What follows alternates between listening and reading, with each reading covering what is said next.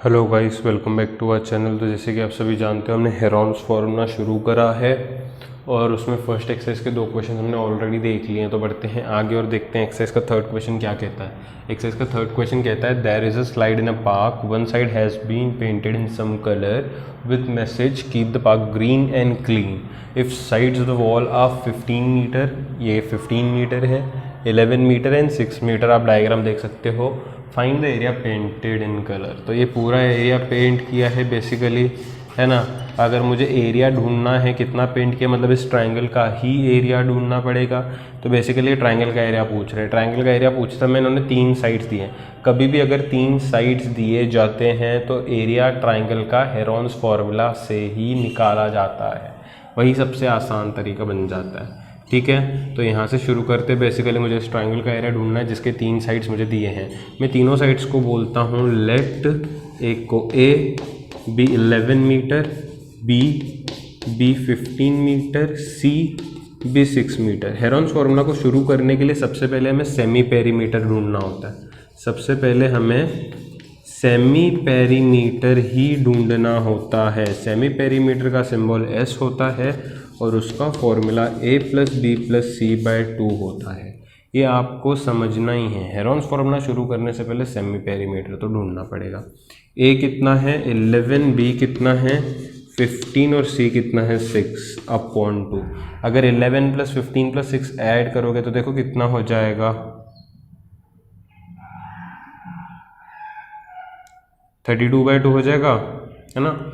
आप देख सकते हो इसका एडिशन 32/2 ही होगा। इसका एडिशन 32/2 होगा, जिसको मैं डिवाइड करके 16 मीटर लिख सकता हूँ। तो यहाँ से मैंने सेमी पेरीमीटर मतलब मैंने एस ढूंढ लिया। अब मैं हेरॉन्स फार्मूला से एरिया अच्छे से ढूंढ लूँगा। एक बार मेरा एस निकल गया तो लिखा लूँगा बाय हेरॉन्स फार्मूला। तो हेरॉन्स फार्मूला से मैं निकाल सकता हूँ एरिया पेंटेड ना। तो एरिया पेंटेड किसके बराबर है, is equal to area of triangle. Area of triangle तो हेरॉन्स फार्मूला से निकाल सकता हूँ। एरिया पेंटेड बार बार आप लिखना, मुझे जगह नहीं है। मैं एरिया ऑफ ट्राइंगल लिखूँगा हेरॉन्स फार्मूला से S minus A, S minus B and S minus C. तो यहाँ से मुझे s पता है, मैंने निकाला है s 16 है। तो s की जगह पे 16, s माइनस ए मतलब 16 माइनस ए कितना है 11, 16 माइनस ए कितना है 11, 16 माइनस बी जो है कितना है 15 और 16 माइनस सी जो है कितना है 6। आप यहाँ से क्या कर सकते हो, सिंप्लीफाई। बिल्कुल सही। ये 16 को हल वैसे ही रखो। 16 माइनस 11 कितना हो जाएगा 5, 16 माइनस 15 कितना हो जाएगा 1, 16 माइनस 6 कितना हो जाएगा 10। अब इसको सिंप्लीफाई करने के अपने अपने तरीके होते हैं। देखो क्या है तरीका मेरा, 16 से डायरेक्टली आप स्क्वायर रूट भी निकाल सकते हो 16 का, लेकिन मैं 16 को 4 × 4 लिख रहा हूँ आपको समझाने के लिए। ये 5 लिख रहा हूँ, 1 लिखने की कोई ज़रूरत नहीं है। मल्टीप्लिकेशन में 1 से कुछ फ़र्क नहीं पड़ता। 10 को मैं लिख सकता हूँ 5 × 2। अब देखें, 2 सेम का एक सेम हमेशा रूट से बाहर आता है। 2 सेम का एक सेम हमेशा रूट से बाहर आता है, अंदर फंस जाएगा तो √2। अब 4 फायदा कितना होता है 20, आगे बचेगा √2। एरिया आप यहाँ तक छोड़ सकते हो 20 मीटर स्क्वायर, या फिर आप √2 के जगह पे √2 का वैल्यू निकाल सकते हो। √2 का वैल्यू होता है 1.414, है ना। इन दोनों को मल्टीप्लाई कर दो, आपका आंसर जो है अच्छे से मिल जाएगा। तो इस तरीके से एरिया पेंटेड निकाला, जो कि ट्रायंगल के एरिया के बराबर ही था। ट्रायंगल के 3 साइड्स पता थे, ए बी सी कंसिडर किया, सेमी पेरीमीटर ढूंढा, फिर हेरॉन्स फार्मूला से उसको प्रॉपरली मैंने सॉल्व कर लिया। आई होप सभी को ये क्वेश्चन समझा होगा। स्क्रीन पॉज करें, उस क्वेश्चन को अच्छे से नोट कर लें ताकि अगला क्वेश्चन हम लोग करें बिना किसी प्रॉब्लम के।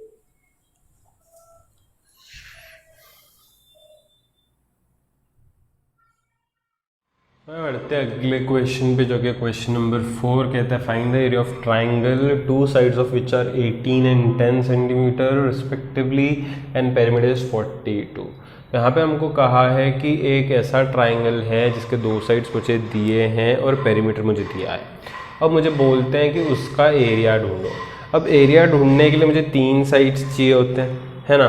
तो यहाँ पे ना देखो, मान लेते हैं एक ट्राइंगल है, मान लेते हैं एक ट्राइंगल है जिसके 2 साइड्स हैं, एक है 18 सेंटीमीटर, एक है 10 सेंटीमीटर, लेकिन ये तीसरा साइड इन्होंने नहीं दिया, है ना। तो मैं यहाँ पे ना, मुझे पता है पेरीमीटर होता है a plus B plus c. मैं लिखता हूँ let sides of triangle be A B c, let sides of triangle be A B C. मुझे पेरीमीटर दिया है तो मैं लिखूंगा perimeter of triangle. Perimeter of triangle मतलब सभी साइड्स का एडिशन, मतलब a plus B plus c. Perimeter की बात हो रही है, सेमी पेरीमीटर नहीं बोल रहा हूँ। पेरीमीटर मतलब सभी का एडिशन। अच्छा, पेरीमीटर कितना दे रखा है इन्होंने? 42 दे रखा है ना। इज इक्वल टू ए को बोल दो 18, बी को बोल दो 10। तो यहाँ से आप थर्ड साइड ढूंढ सकोगे। तो ये 42 वैसे ही रखो, इसको 28 कह दो प्लस सी, 28 शिफ्ट कर लो तो 42 माइनस 28 हो जाएगा सी। तो कितना बनेगा देखो 14, कितना बनेगा देख लो 14। तो यहाँ से थर्ड साइड मिल गया 14। एक बार 3 साइड्स मिल गए, अपना एरिया समझो मिल गया। एरिया का फॉर्मूला क्या है यहाँ पे लिखो, therefore a is 18, b is 10 and c is 14 centimetre. अब यहाँ पे ना हेरोन्स फॉर्मूला से पहले सेमी पेरीमीटर ढूंढना है। सेमी पेरीमीटर मतलब a plus B plus c by 2। अच्छा, a plus B plus c अगर पेरीमीटर होता है तो वो तो 42 दिया है मुझे। आप अलग अलग a b और c का वैल्यू रखोगे तो भी आपको 42 मिलने वाला है ना।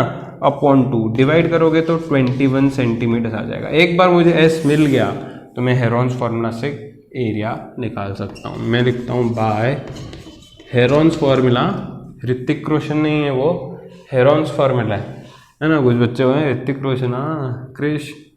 हेरोन्स फॉर्मूला क्या बोलता है? Area of triangle is root of S minus A, S minus B, S minus C. वही फंडा, एस की जगह पे एस कितना है 21, फिर हो जाएगा 21 माइनस ए कितना लिया हमने 18, देखो ना यहाँ पे लिखा है 18, फिर एस माइनस बी मतलब 21 माइनस 10 हो जाएगा एंड देन 21 माइनस 14 हो जाएगा। आप कर तो सकते ही हो ये चीज़। 21 into 21 minus 18 is how much 3, right. 21 minus 10 is how much 11, right. 14 is 7, right. तो 21 को सिंप्लीफाई करता हूँ, 21 हो जाएगा 3 इंटू 7। 3 तो सिंप्लीफाई नहीं होगा, 11 तो सिंप्लीफाई नहीं होगा, 7 तो सिंप्लीफाई नहीं होगा। 2 3 का 1 होके बाहर, 2 7 का 1 होके बाहर, बेचारा 11 अंदर फंस चुका है। 7 3 21 रूट 11 सेंटीमीटर स्क्वायर। छोड़ दो, इससे सिंप्लीफाई नहीं होगा, है ना। तो यहाँ पे हमने क्या करा था, सबसे पहले पेरीमीटर की मदद से थर्ड साइड ढूंढ लिया। थर्ड साइड ढूंढने पर वही घिसा पिटा तरीका, हेरोन्स फार्मूला वाला एस ढूंढो, हेरोन्स फार्मूला लगाओ, ठीक है। आई होप आप सभी को ये क्वेश्चन भी समझा होगा। आप पॉज करके इसे भी नोट कर लें। चलिए अगले क्वेश्चन पे बढ़ते हैं। अगला क्वेश्चन बहुत ज़्यादा इम्पोर्टेंट है, एग्ज़ाम में पूछा जाता है। तो यहाँ पे अगला क्वेश्चन कहता है sides of triangle are in ratio 12:17:25 and perimeter is 540, find area. तो ये पेरीमीटर वाला जो है क्वेश्चन जिसमें साइड्स रेशो में दिए हैं वो काफ़ी बार आता है। तो आप चीज़ हमेशा एक याद रखें कि रेशो को ब्रेक करने के लिए एक कॉमन मल्टीपल की ज़रूरत होती है, जो कि हमने ऑलरेडी लोअर स्टैंडर्ड्स में पढ़ा है। यहाँ पे मुझे साइड्स का रेशो है तो मैं लिखता हूँ रेशो ऑफ साइड्स इज़ 12:17:25। क्योंकि ये साइड्स का रेशो है, मैं लिखता हूँ let common multiple be x। कुछ भी कॉमन मल्टीपल ले लो और सबको ब्रेक कर दो, अलग अलग कर दो। सबसे पहला काम होता है रेशो देखते ही उसको तोड़ना। तोड़ने के लिए कॉमन मल्टीपल की ही ज़रूरत पड़ती है। तो ratio of sides is this, let common multiple be x। मैं लिखूंगा therefore sides are 12x, 17x and 25x। 3 side मुझे मिल गए। एक बार 3 साइड मुझे मिल गए, लेकिन 3 साइड्स मिले, लेकिन एक्चुअल साइड्स नहीं मिले, एक्चुअल वैल्यू नहीं मिला है साइड्स का, एक्स में मिले मुझे तीनों। मैं तीनों साइड्स ढूंढने की कोशिश करता हूँ। मुझे उसके लिए पेरीमीटर दिया है, मैं लिखता हूँ perimeter of triangle is equal to, सभी साइड्स का एडिशन होता है। मैं समझता हूँ a plus B plus c होता है पेरीमीटर, सभी साइड्स का एडिशन, जो कि मुझे यहाँ पे कुछ 540 दिया है ना, 540 दिया है। a plus B plus c मतलब ये तीनों साइड्स का addition, 12x plus 17x plus 25x। तो ये 540 वैसे ही रखता हूँ। 12 प्लस 17 25 ऐड करोगे तो कितना होगा, देखो 10 20 30 40 50 52 54x ही होगा, है ना, इन तीनों का एडिशन। तो ये कितना हो जाएगा, 540 के नीचे अगर 54 भेजोगे तो यहाँ से आपको x का वैल्यू मिलेगा जो कि 10 निकल के आएगा। तो मैंने बेसिकली x का वैल्यू 10 ढूंढा है। एक बार मैंने x का वैल्यू ढूंढ लिया, यहाँ से मैं तीनों साइड्स का वैल्यू आसानी से ढूंढ सकता हूँ। x के जगह पे x का वैल्यू पुट करके, तो a कितना है 12x है, इसका मतलब 12x की जगह पे 10, इसका मतलब 120 सेंटीमीटर है। b ढूंढ सकता हूँ, b कितना है 17x, 17x की जगह पे 10 हो जाएगा 170 सेंटीमीटर। फिर c ढूंढता हूँ, कितना है 25x, तो 25x की जगह पे 10 पुट करके हो जाएगा 250 सेंटीमीटर। इस तरीके से मैंने तीनों साइड्स ढूंढ लिए। एक बार तीनों साइड्स ढूंढ लिए तो एरिया ढूंढने का तो तरीका हमने सीखा ही है। सबसे पहले ढूंढना होता है सेमी पेरीमीटर, जिसका फॉर्मूला है a plus B plus c by 2। अच्छा, a plus B plus c मतलब ही पेरीमीटर, जो कि 540 है। हालांकि आप इन तीनों को ऐड करोगे ना, a के वैल्यू को, b के वैल्यू को, c के वैल्यू को, तो आपको 540 ही मिलेगा अपॉन 2। तो ये कितना हो जाएगा, देखो अगर आप इसको काटोगे तो 270 सेंटीमीटर आ जाएगा आपका सेमी पेरीमीटर। एक बार सेमी पेरीमीटर आ गया बाय ऋतिक रोशन, नहीं ना, हेरॉन्स फॉर्मूला, है ना, बाय हेरॉन्स फॉर्मूला, ऐसे लिखो तो और सही रहेगा। हेरॉन्स को HR मत लिखो, अपन HF लिखते हैं, हेरॉन्स फॉर्मूला, ये सही रहेगा अपने लिए शॉर्ट फॉर्म। लेकिन आपको एग्जाम में शॉर्ट फॉर्म नहीं लिखना, हाँ। तो area of triangle, area of triangle बताओ क्या है formula, root of S minus A, S minus B, S minus c. S कितना निकला 270, एस कितना निकला है 270। तो अगले ब्रैकेट में हो जाएगा 270 माइनस ए, बताओ ए कितना है 120। फिर हो जाएगा 270 माइनस बी, बताओ बी कितना है 170। फिर हो जाएगा 270 माइनस सी, बताओ सी कितना है 250। ठीक है, तो ये अब हो जाएगा 270 इंटू 270 माइनस 120। अगर देखोगे तो आपको 150 मिलेगा। 270 माइनस 170 देखोगे तो 100 मिलेगा। 270 माइनस 250 इज 20। ऐसा हो जाएगा। अब अपने हिसाब से आप इनके फैक्टर्स ढूंढो। अब मैं देखो कैसे ढूंढता हूँ इनके फैक्टर्स, आप ध्यान से देखना इसके फैक्टर्स में कैसे ढूंढता हूँ। मैं 27 को लिखता हूँ 3 इंटू 3 इंटू 3, 3 इंटू 3 इंटू 3 27। आगे 0 मतलब 10 बचा, 10 को मैं वैसे ही रखता हूँ फिलहाल। 150 को मैं कैसे ब्रेक करता हूँ, 3 इंटू 5 मतलब 15, आगे 10 दे दूंगा तो 150 हो जाएगा।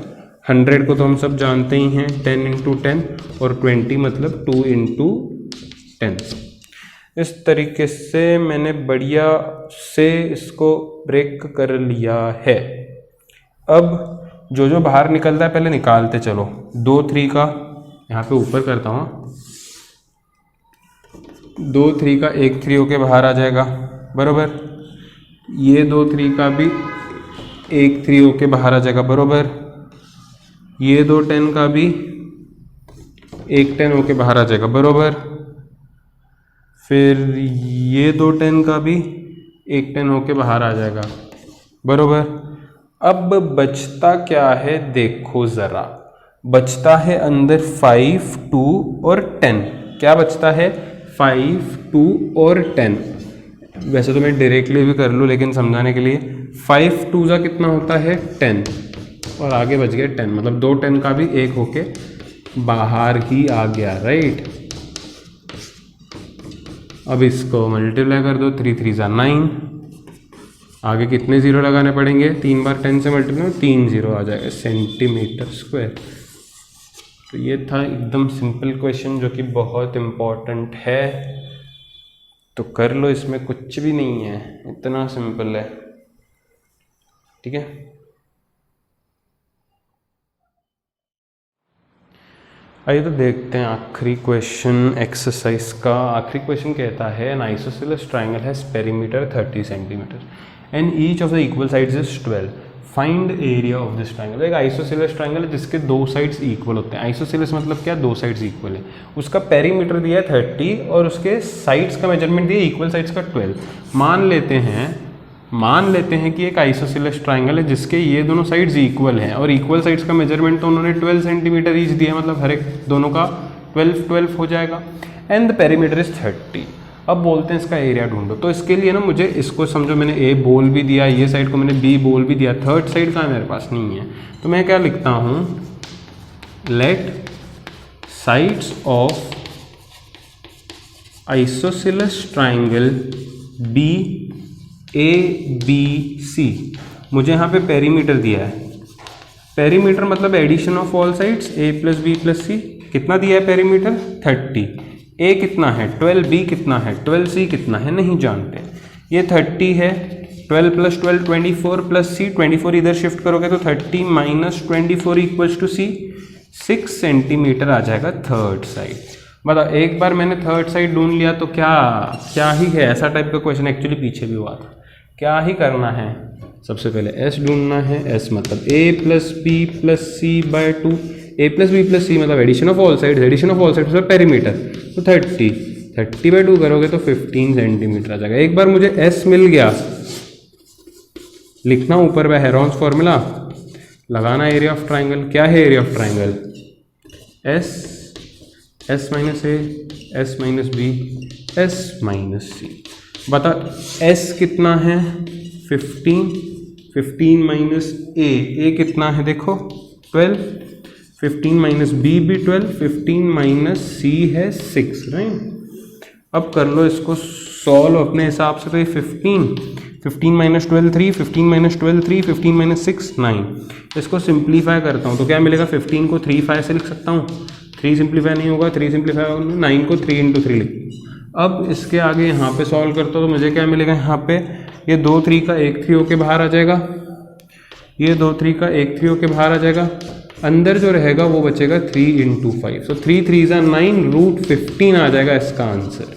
इस तरीके से ये क्वेश्चन भी सॉल्व हो चुका है। यहाँ पे पहला एक्सरसाइज एक्चुअली कंप्लीट हो चुका है। आई होप सभी को ये एक्सरसाइज अच्छे से समझा होगा। स्क्रीन पॉज करके फटाफट इसको नोट कर ले और इस एक्सरसाइज को अच्छे से प्रैक्टिस कर ले, ताकि सेकेंड एक्सरसाइज में हम लोग तेज़ी से आगे बढ़ सकें और अच्छे से हेरॉन्स फॉर्मूला लगा सकें, ठीक है। आज के लिए बस इतना ही। आप ये चीज़ें अच्छे से प्रैक्टिस कर लो, फिर मिलेंगे जल्दी अगले एक्सरसाइज के साथ।